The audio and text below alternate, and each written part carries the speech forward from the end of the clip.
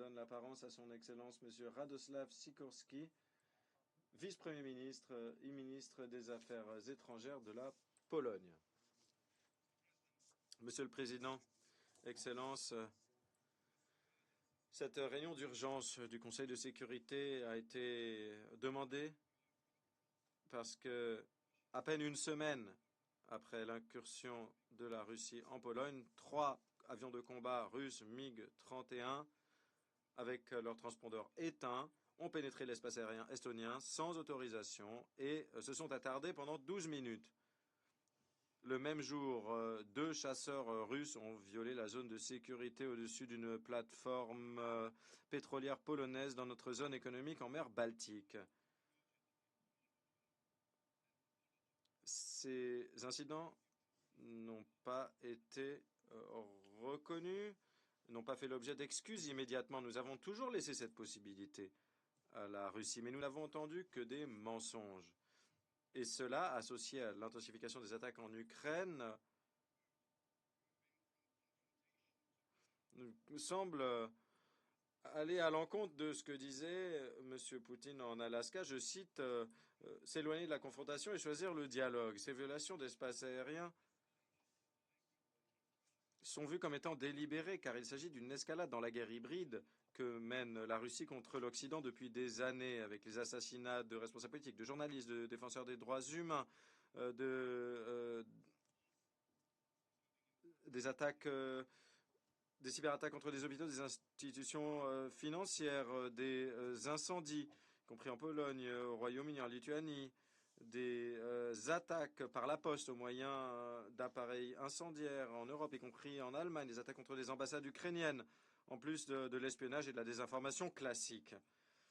Excellence, le Conseil a la responsabilité d'envoyer un message clair selon lequel ces provocations ne seront pas tolérées. Le Conseil doit être solidaire de l'Estonie, de la Pologne et de tous les pays dont la souveraineté est menacée par l'agression systématique de la Russie. Et aux représentantes et représentants de la Russie, j'ai ceci à vous dire.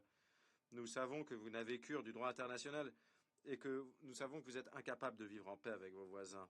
Votre nationalisme insensé intègre une volonté de domination qui ne disparaîtra pas tant que vous ne réaliserez pas que l'ère des empires est terminée et que votre empire ne sera pas reconstruit. Toute frappe de drone par les héros des forces armées de l'Ukraine, que Dieu les bénisse, nous rapproche de ce jour. Votre opération militaire spéciale de 3 jours ne peut même pas conquérir le Donbass dans 10 ans.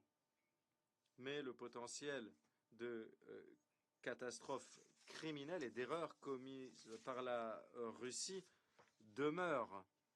En ordonnant la mobilisation de 1914, vous avez précipité le début de la Première Guerre mondiale qui a provoqué un bain de sang en Europe et mené à votre révolution bolchevique. En signant le pacte Hitler-Staline, vous avez contribué à lancer la Seconde Guerre mondiale, la guerre la plus meurtrière de l'histoire. En soviétisant l'Europe centrale, vous avez causé la guerre froide. N'en lancez pas de nouvelles. Nous sommes des démocraties pacifiques. Nous avons pris le soin d'éviter de rejoindre votre tentative de reconquérir l'Ukraine. Mais nous ne serons pas intimidés ou conquis nous-mêmes. Et j'ai une seule demande à l'endroit du gouvernement russe. Si un nouveau missile ou un nouvel aéronef pénètre notre espace aérien sans permission et qu'il est abattu et que les restes tombent sur le territoire de l'ONU, ne venez pas pleurer au Conseil. Vous aurez été prévenus.